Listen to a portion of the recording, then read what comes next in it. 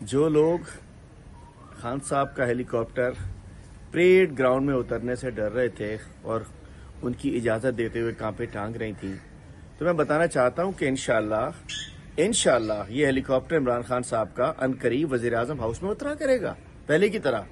اور انشاءاللہ جس پریڈ گراؤنڈ میں آپ عمران خان صاحب کو اترنے سے روکنا چاہ رہے تھے، انشاءاللہ 2023 کی 23 مارچ کو انشاءاللہ جو پریڈ گراؤنڈ میں پریڈ ہوگی، انشاءاللہ اس کو بحیثیت وزیر اعظم عمران خان صاحب اس کے اندر موجود ہوں گے.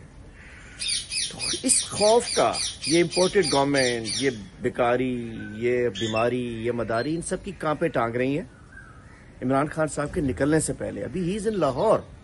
میں کہنا چاہتا ہوں پوری قوم نکل آئی ہے، پوری قوم باہر ہے، پوری قوم کی نیک تمنائیں ساتھ کھڑی ہیں، اور انشاءاللہ عمران خان صاحب کل راولپنڈی میں موجود ہوں گے اور انقلاب آئے گا اور انتخاب ہو کر رہے گا. پوری قوم اسی لیے چاہتی ہے کہ ہم فری فیئر ٹرانسپیرنٹ الیکشن چاہتے ہیں.